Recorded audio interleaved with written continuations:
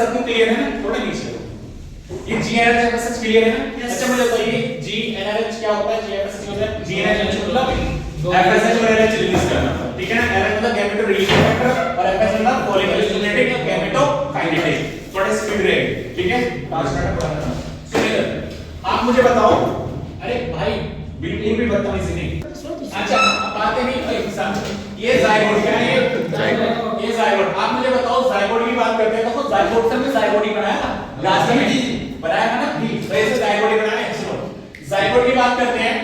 ये जायगोट जो है ये डिवीजन करेगा तो 8 सेल बनाएगा, और जैसे बोलते हैं ब्लास्टुला गैस्ट्रुला मोरुला बोलते हैं ना, ये 8 सेल बनाएगा, इससे बनेगा एम्ब्रियो। क्या बनेगा?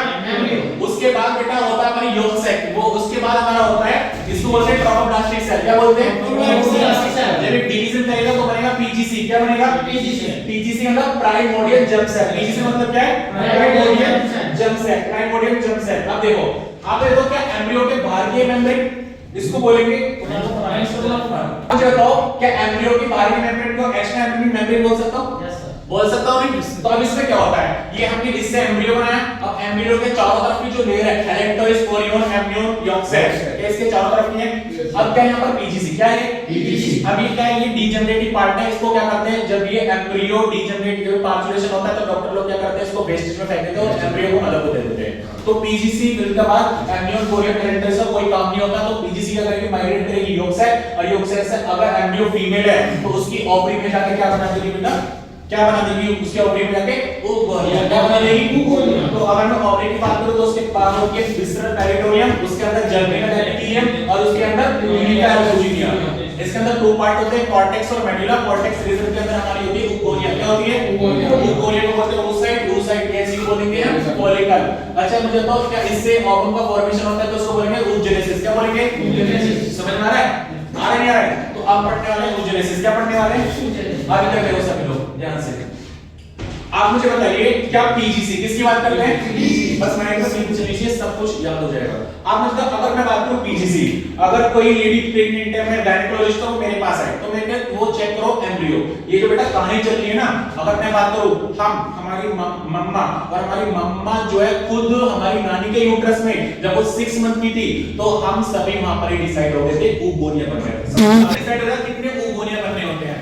तो आप मुझे बताओ पीजीसी से बनता है oogonia। क्या बनता है? oogonia। पीजीसी के बोल सकते हो extra embryonic disorder. Yes sir. PGC से जब oogonia बनता है तो बेटा उसको बोलते हैं मल्टीप्लिकेशन फेज। क्या बोलते हैं?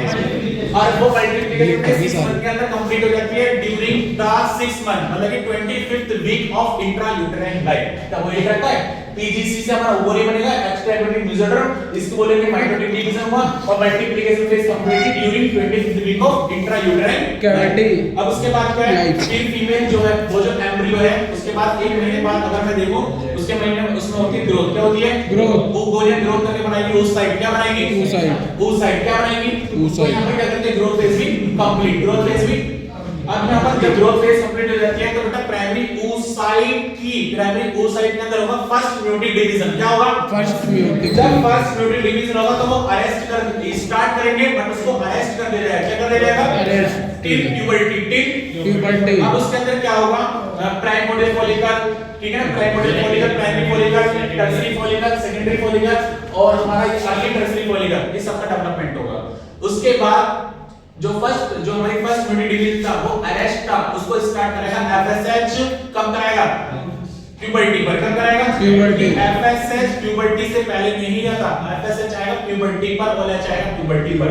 तो क्या होता है जब एफएसएच हमारा प्यूबर्टी पर आया है तो जब प्यूबर्टी स्टार्ट हो जाती है, मेंस्ट्रुअल साइकिल 28 डेज की होती है, तो फर्स्ट लेके 13 डे तक वो फॉलिकल क्या करेगा? ग्रो करता रहेगा, ग्राफिन फॉलिकल बनाएगा, और 13 डे की नाइट पर ग्राफिन जो हमारा एफएसएच है बहुत ज्यादा रिलीज होगा और फर्स्ट म्यूटेट डिवीजन कंप्लीट हो जाएगा और स्टार्ट हो जाएगा second mutate division. Second mutate division भी फिर वो क्या होगा? अरेस्ट कराना पड़ेगा, स्टार्ट करा के उसको अरेस्ट कराएंगे और उसको कंप्लीट कौन करेगा? कौन करेगा? स्पर्म आएगा उसको कंप्लीट करेगा। आप देखो सेकंड oocyte की मेटाफेज में क्या वो डिवीजन अरेस्ट हो जाता है? अब जब सेकंड oocyte मेटाफेज में डिवीजन अरेस्ट हो जाता है तो फिर क्या होगा? उसके स्पर्म उसको क्या करेगा? स्टार्ट कराएगा, उसका कंप्लीट कराएगा सेकंड म्यूटेट डिवीजन। अब मेरी बात सुनो, जो हमारी जो है सेकंड म्यूटेट सेकंड oocyte जो है ओवरी के अंदर है, ठीक है? ओवरी को रप्चर करेगी, ठीक है, और फिर क्या होगा, इफ इम्पेरेंस को पकड़ेंगे एम्पुला में डालेंगे। अच्छा, रिलीज कौन सा हार्मोन करेगा, FS कौन करेगा, LH LH करेगा, उस हार्मोन को रिलीज करेगा ओवरी से बाहर। जब ओवरी से बाहर आएगा एम्पुला में जाएगा, और एम्पुला के अंदर स्पर्म अगर आएगा तो बेटा उसको फर्टिलाइज करेगा, उसका सेकंड म्योटिक डिवीजन जो था, जो RH था, उसको कंप्लीट करेगा और जाइगोट का फॉर्मेशन हो जाएगा। समझ में आया, दैट इज कॉल्ड oogenesis। अब इसको अच्छे से याद रखना है।